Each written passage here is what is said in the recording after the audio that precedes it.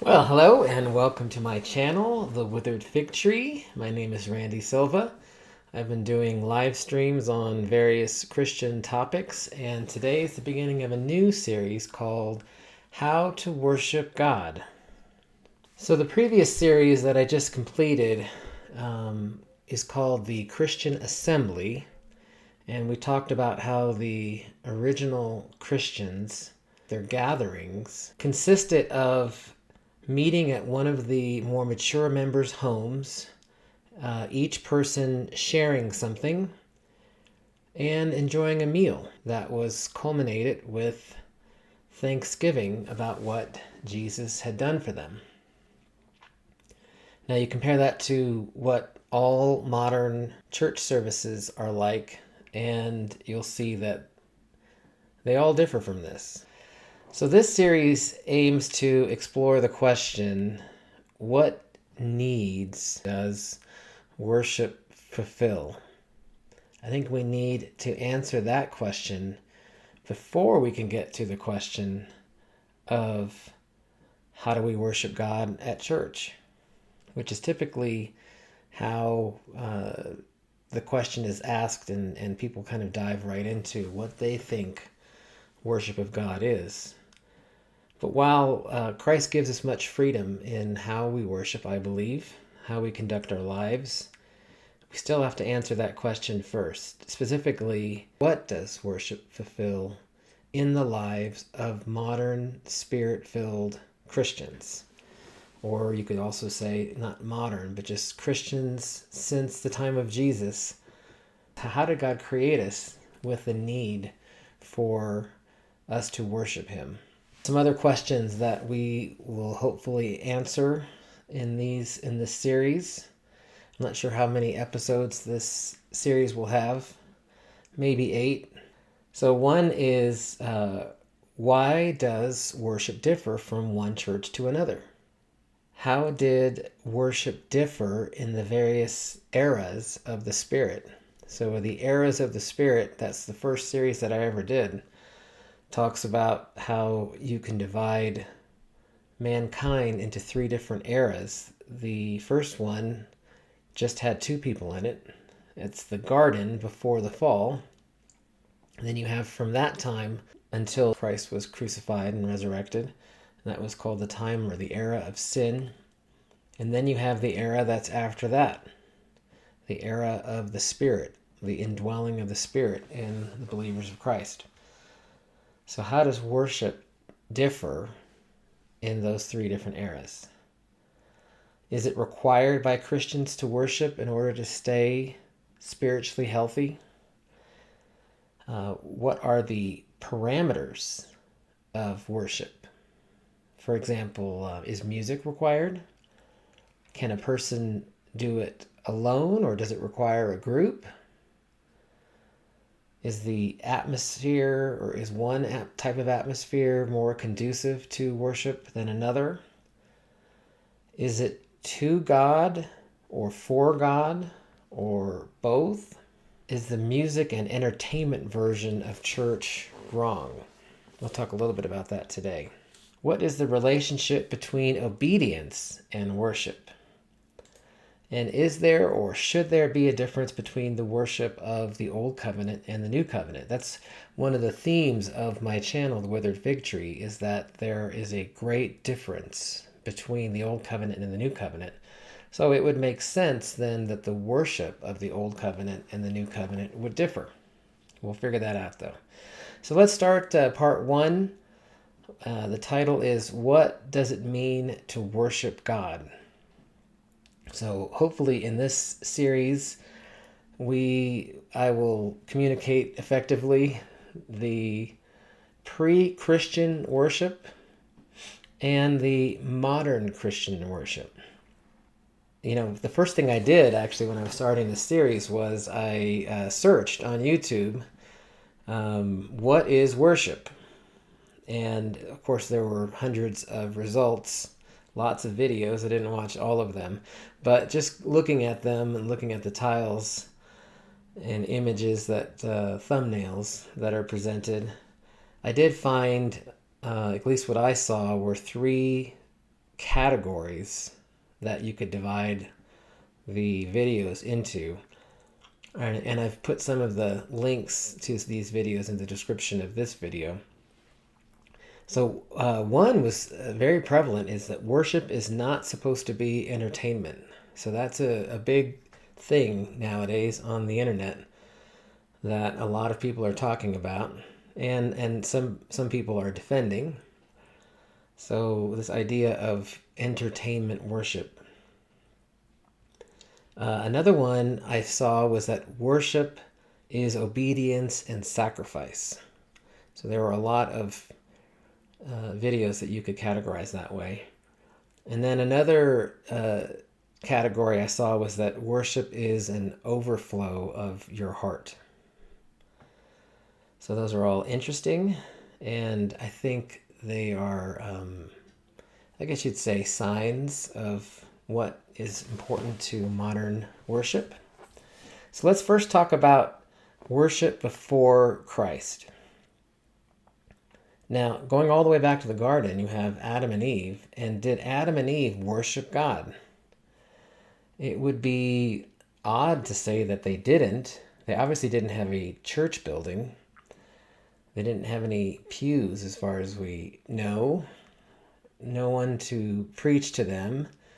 I don't think any songs had been invented yet, but nothing stopped them from making songs, right?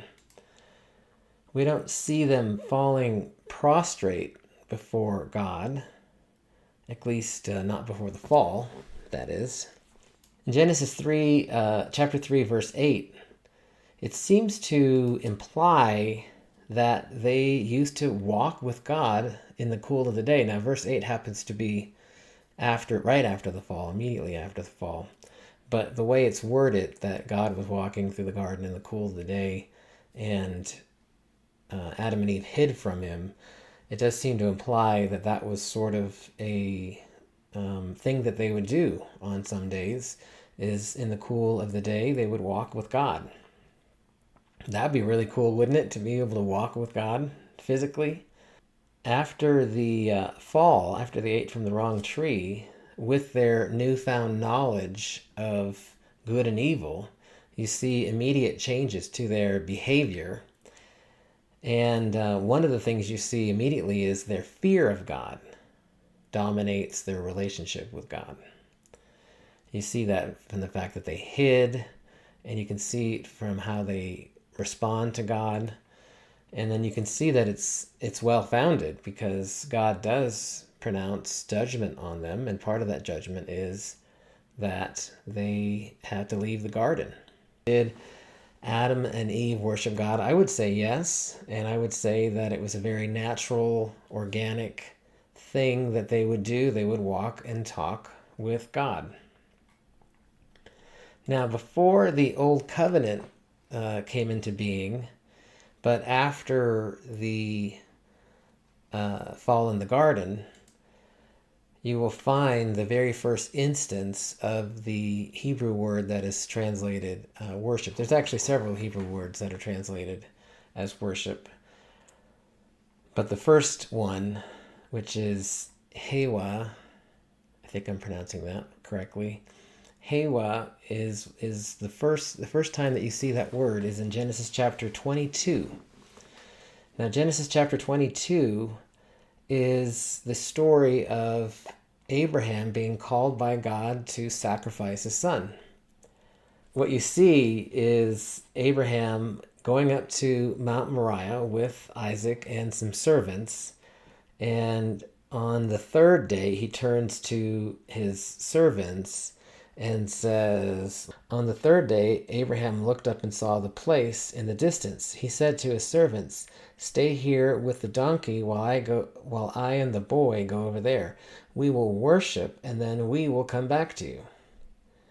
So you can see a little bit here, the author of Hebrews says that you can see that Abraham thought that somehow God would keep his son alive or resurrect his son after he killed them, but he did plan on coming down the mountain with his son.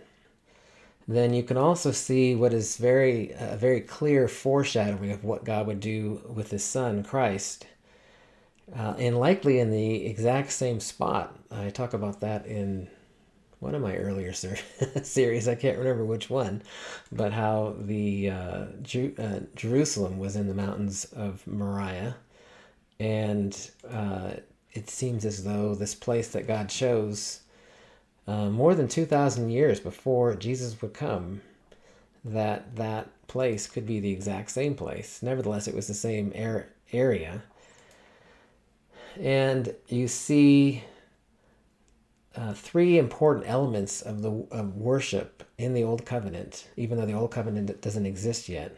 You see an altar, so Abraham constructs a rudimentary altar. You see fire, and that's what Isaac was carrying, the wood for the fire. And then you see a sacrifice. First, it was about to be Isaac, but then God stopped him, and then they found a ram whose horns were stuck in some bushes, and so they used that instead. And that's why that place was called God Will Provide. Okay, under the Old Covenant, we see worship, I guess you could say, more formalized. You do have the pre-first temple worship. That would be the Temple of Solomon.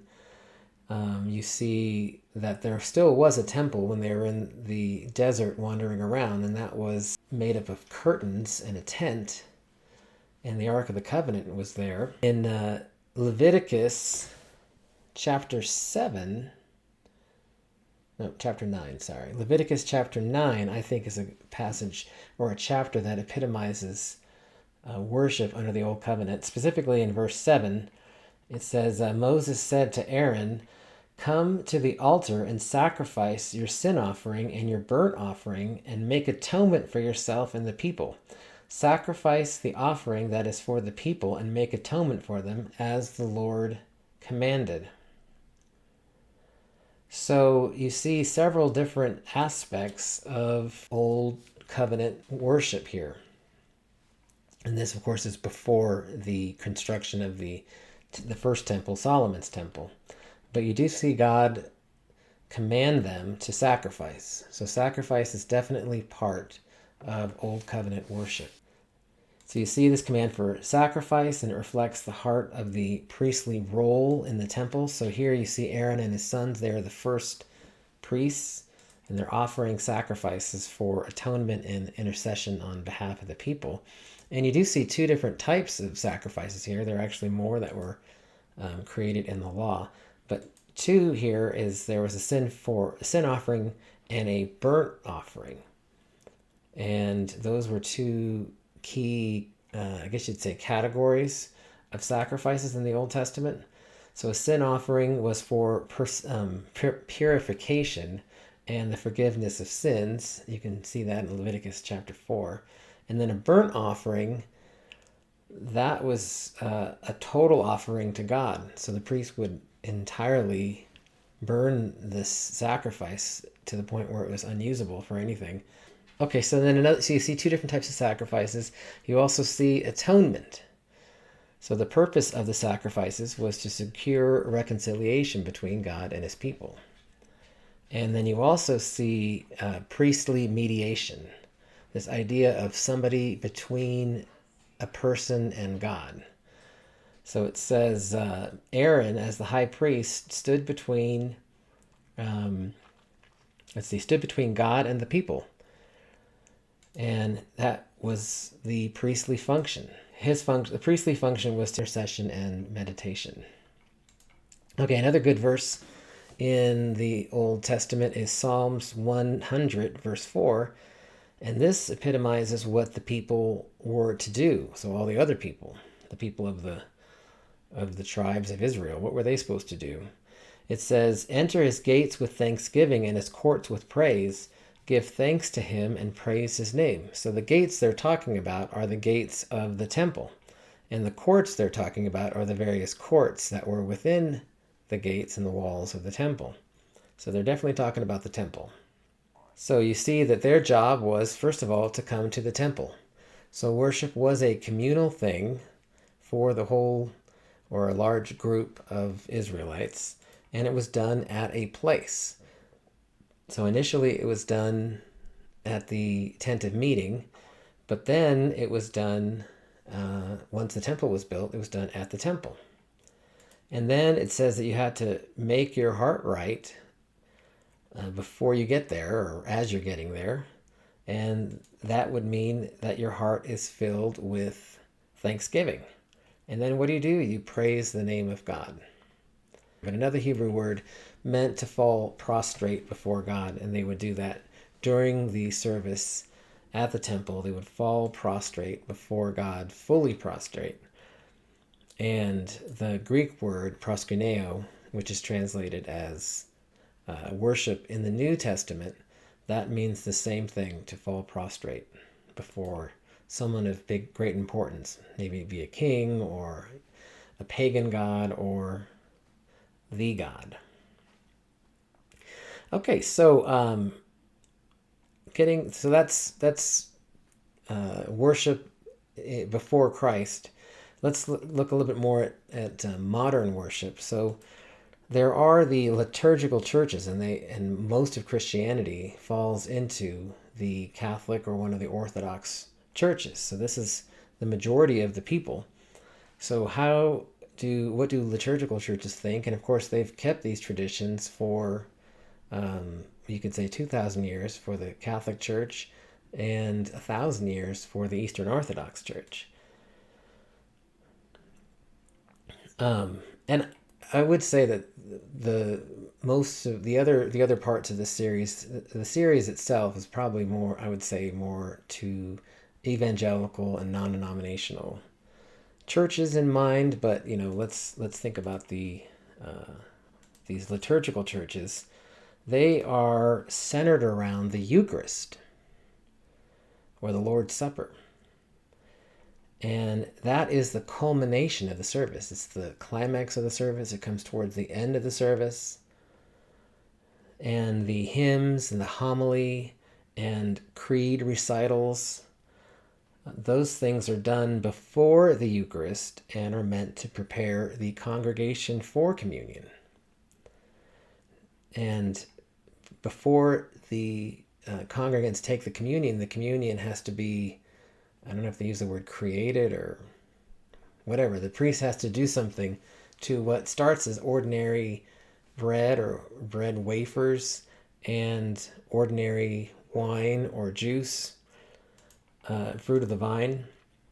So it starts out as ordinary, and then he does some sort of prayer or ceremony, ritual, and then that makes this bread become what we defined it in the previous series, called the real presence, meaning that the flesh of Christ is in the bread and the blood of Christ is in the wine. So the Eucharist is prepared. It's prepared on an altar. It's called the altar. And they see that as Christ offering himself as a sacrifice again and again. So you can see, again, I guess, let's just say in summary, for liturgical worship, it's communal, so it's done as a community at church, kind of like akin to how it was done at the temple in the Old Covenant. It's sacramental, so that's also akin to the Old Covenant, whereas before the Levitical priests would prepare animal sacrifices at the temple, at the altar, using fire. Here you have the sacrament of communion, which is the real presence of Christ as they believe it. And that it's liturgical or very formalized procedures for public worship to ensure that the communion is done correctly around the world week after week. Okay, so let's think about modern evangelical and non-denominational churches. I would say that members of these churches, if you could poll them on the street, what is worship? They would tend to offer wide and varied elements to worship. They would ascribe different elements to worship that are wide and varied. And I think if you could summarize it, you'd see that basically anything done at church, whether it's singing or listening to a sermon or giving contribution, that those things are all acts of worship. And they would also say that things that they do in their life outside of church, where they devote themselves to God, they would call that worship as well. So it's not just communal. Also, one of the things that I covered in the prior series, the Christian Assembly, churches are organized vertically. That's both the liturgical and basically all modern churches are vertically organized, which means that you have rows of chairs that point in one direction. Here in the liturgical churches, it's towards the altar, and in evangelical non-denominational churches, it's to the pulpit, and often the pulpit is on a stage. And the congregants focus on whatever's going on at the pulpit. They do not communicate with each other. That is frowned upon. I suppose you can whisper to somebody, but certainly if you were speaking out loud, that would be frowned upon. So here are some other characteristics of worship at evangelical and non-denominational churches. So it's centered on the work of Christ. So his death, his resurrection, his lordship, the Gospels, the epistles. It's however Christ appears in the scriptures that is what this is a characteristic of this type of worship. You have songs and prayers and sermons, and oftentimes they emphasize salvation through faith in Christ. And they also talk about what our relationship is meant to be, or what it is between Christ and us. And they often have communion, I would say often weekly, maybe monthly or quarterly, but at some regular period they celebrate communion. But it's a remembrance of Christ's sacrifice that's purely symbolic. I don't know I don't think there's any evangelical or non-denominational churches that teach about the real presence. They believe that the communion is symbolic. Now, any sort of reading or teaching or application of God's word that is done in the service is considered worship. Sometimes they use expository preaching, which is like verse by verse in like a chapter or a book of the Bible. But there's also a lot of topical sermons that are done. And the sermon is often the central element or the largest or longest element of the service. And from week to week it varies, but there's some sort of combination of theological relationship with God and practical application and a deeper understanding of the scriptures. Often worship is viewed as led by the Holy Spirit, and they don't have a fixed or confined liturgy. So if they want to do communion at the beginning of the service one week and at the end of the service next week, or in the middle of the service, or if they want to do the bread and then followed by the wine, or bread and wine together, it's not liturgical. And then also spontaneous expressions of worship. So you have things like the raising of hands, clapping. Some churches have dancing, and those things are encouraged in those churches. In charismatic and Pentecostal churches, they practice the spiritual gifts during worship, things like speaking in tongues, interpretation of tongues, prophecy, and words of knowledge. So worship is informal and the atmosphere is relaxed, some more relaxed than others. And the dress code is usually casual, and oftentimes the priest or the minister or the pastor or the evangelist, they don't wear priestly garbs. They wear maybe a suit, or maybe they wear just something casual like the rest of the congregation. A lot of times, as we'll talk about more, is that multimedia elements are used to aid in the worship. Things like screens, projectors, videos, lighting, and those are to create an engaging atmosphere, they would say. Now, as I was saying earlier, there is a conflict at present over the type of music that is used in services. Now, in evangelical and non-denominational churches, music is considered a key element of worship. And as such, it can help or hinder an individual's ability to worship. So that makes it very important, because that means that if the music is the kind that you want, then you will feel a deeper or closer worship with God, a closer relationship with God. But if it's not something that you like, then you'll probably be thinking about that in your head, and it may be getting irritated or something, and so you won't be as close to God. You'll have to work through whatever the song is in order to feel like you can worship God. And it's a serious issue. If it's true that music is a key element of worship that sets sort of the tone, or in some of the videos I watched, there was one from Douglas MacArthur. He talks about the singing that people do it's a result of the worship that's going on in their heart. So it's like the overflow of the heart.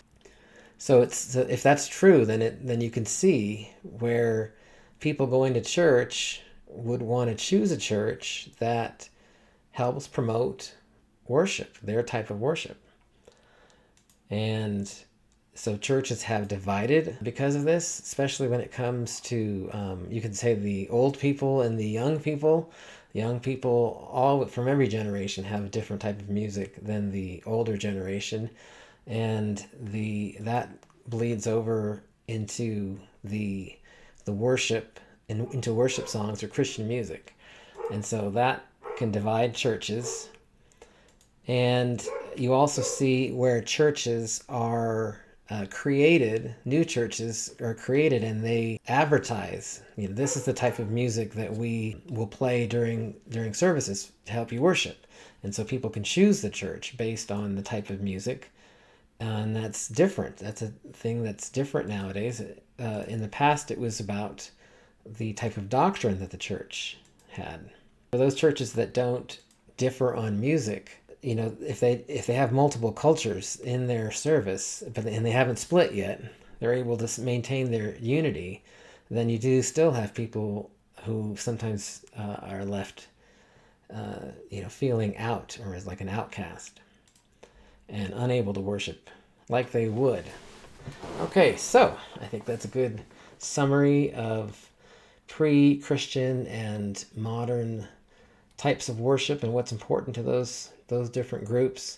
So next week we will talk about how the New Covenant defines worship. So I hope you enjoyed this first part of how to worship God, and hopefully you will like and subscribe and share this with your friends, and have a great evening.